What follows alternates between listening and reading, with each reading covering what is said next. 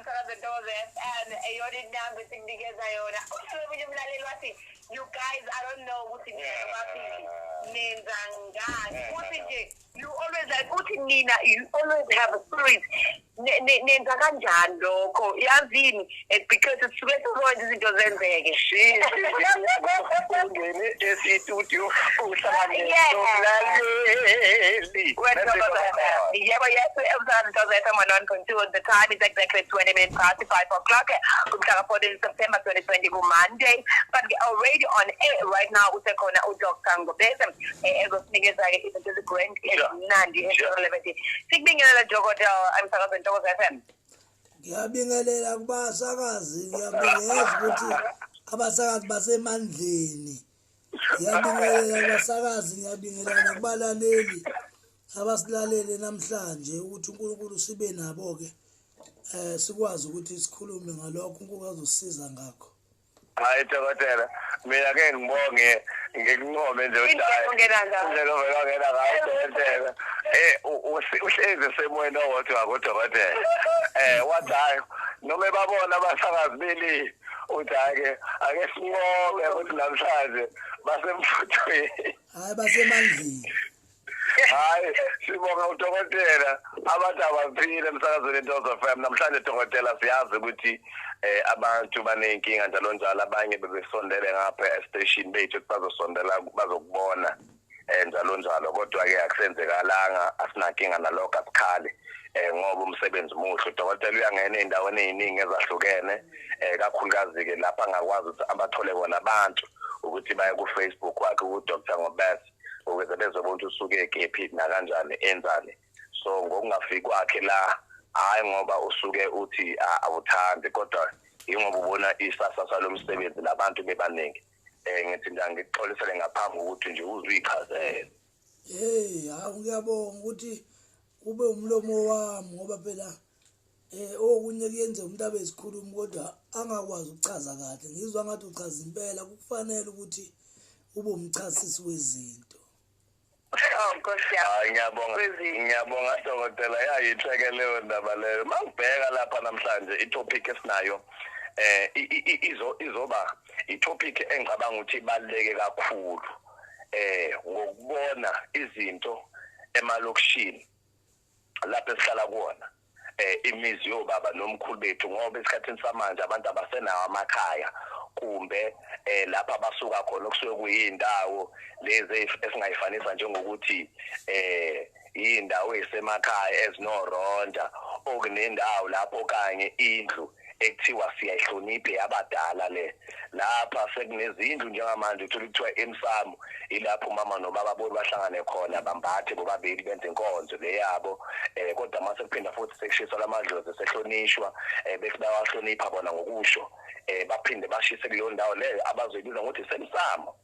ngakho ke sifisa uDokotela sicacisele kahle ke namhlanje ukuthi kuyini ukuhlonipha idlozi ngabe ngokalokho esengichazile ukuhlonipha noma ungalona ukuhlonipha ubona izinto eziphambana nje nize nithi nithakathiwe ntanithakathiwe mhlawumbe ukwenza izinto lezi ezincane kabe yini ukuhlonipha idlozi. Uyabona umsakazi nabalaleli kube ibingeke ibikho inzondo bebezovuma ukukhuluma iqiniso bengizokhuluma mina kutshele ngichaze umsakazi la ukuthi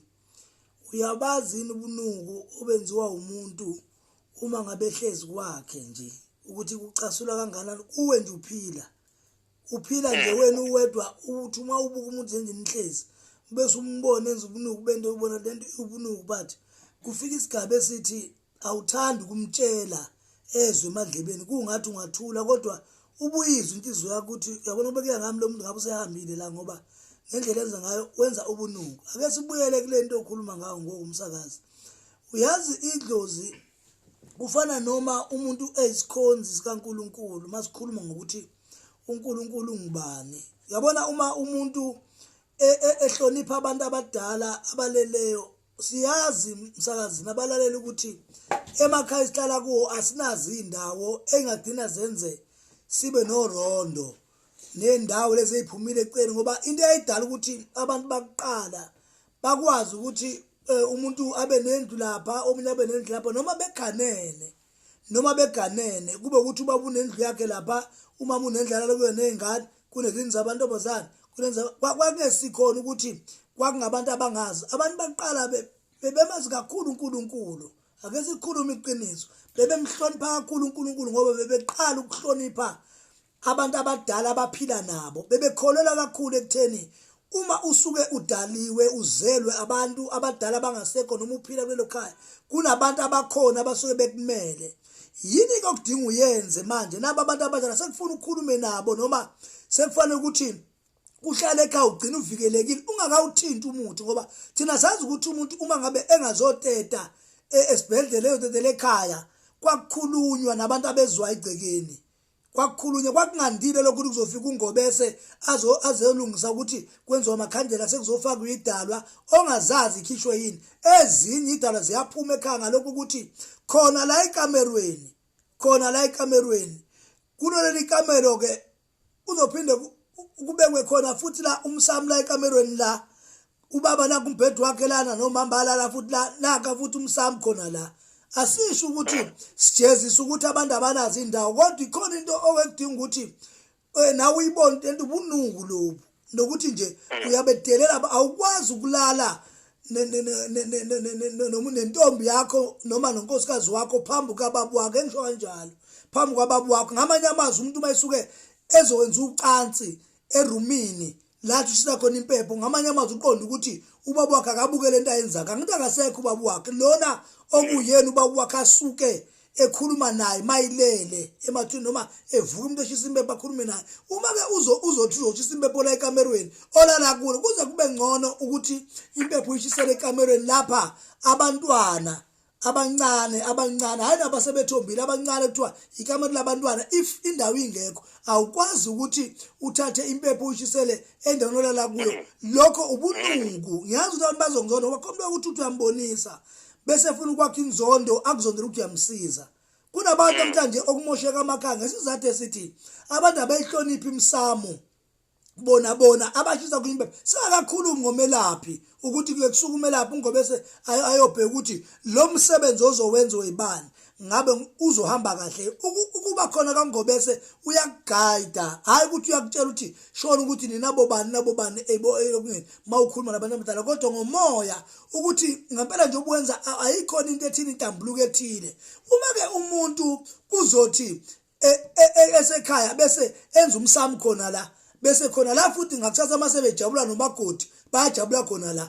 akukwazi ukwenzeka kanjalo leyo nto iwubunuku lento engisho ngithi mina njengongobese ave ngimnyanya umuntu oyinuku mina ngisho mina ngiyazi ukuthi abanye bamthanda oyinuku komuntu okabekezela into obona lo muntu ofana beyibekezela into le abekezele mina angeke ngize ngikwazi so ngiqonda ukuthi noma ngafa